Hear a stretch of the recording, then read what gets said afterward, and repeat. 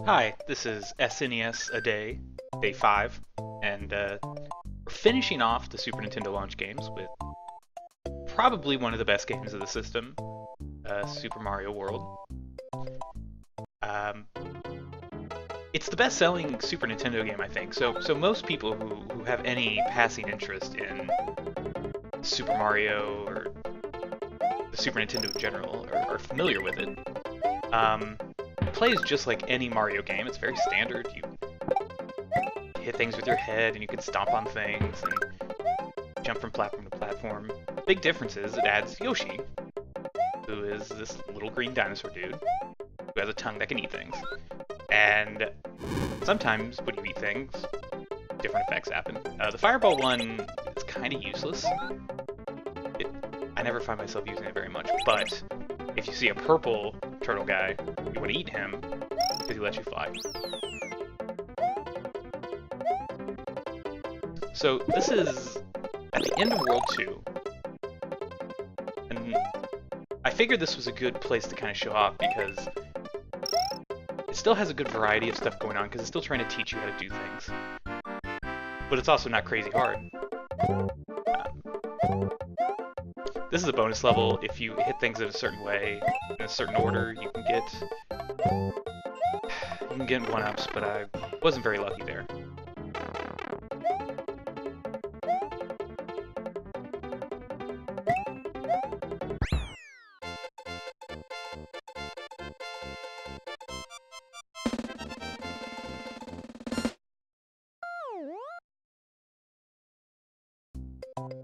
One of the complaints I kind of had about this game, like I think this game is a fantastic game, but one of the downsides I think of this game is how easy it is in a lot of these outdoor levels just to completely skip content. Like right here, I'm going to say bye to Yoshi, but I'm going to just completely just beat the level with no effort just by flying. And I kind of hate this about this game, and I think it's the one major downside of kind of like all the mobility you get with the ability to fly between the cape and Yoshi is that you can just completely just fly through content with little to no effort. I think that is kind of a bummer because a lot of these levels are really good and really well designed, but if you can just fly over everything, if you get stuck, like, that's going to be your natural response, is to just skip it, essentially. And you're beating the level, and some levels have special exits that kind of encourage you to not do that and to find different ways of beating the level. But it's still super, it's a big bummer, I guess. So this is one of the dungeon levels. This is actually one of my more favorite ones. I just love the second half of this level so much. I think it's just good Mario platforming. And I also like thwomps, because those guys are pretty cool. I don't really like these fireballs, but I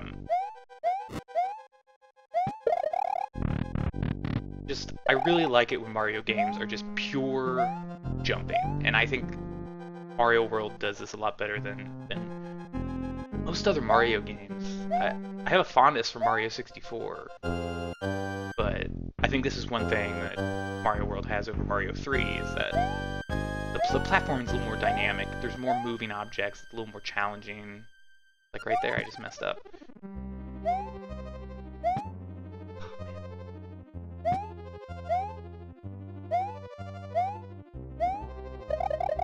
And that just makes it a little more interesting. Mario 3 is a great game, and a lot of people say it's their favorite Mario game, and I have no doubt that they're right, but this just feels like it does everything Mario 3 does, but better. And part of that is it's on a more powerful system, so it looks better, it sounds better, but I just think they did a really good job with porting this to bringing this series to a new generation of consoles. And it's the mind-blowing thing is this game plays so well even today, and if someone were born when this game came out in '91, they would be graduating from college now, which is just kind of mind-blowing. makes me feel really old when I think about it. The other thing I really dislike about this game are the boss battles. You know, Mario's never had good boss battles, but these are just like boring and they're not challenging. And this is one of the different types. And like, as you can see, like, it's just basic. And later levels, the walls will come in, and he'll move faster, and he'll jump around. And you know, there are some where you have to knock him into fire. And there are mini bosses like Resners that you just hit from underneath. And I think that's always something Mario games can do better. It's always disappointing when boss battles just aren't good. But I think this game just holds up really well. It's, like I said, 23 years old, and it still plays fantastic. I think this is kind of the quintessential 2D platformer. And if you haven't played this game, you should really, really play it. It's a good balance between challenging and easy. And some of the bonus challenge levels are just outrageously difficult. And have some of my favorite level names. They're all named like Tubular and stuff, and it feels very early 90s, which I really like. So please, if you haven't played this, play it. It's a fantastic game, and it really shows off what the Super Nintendo can do and what it brings over the NES.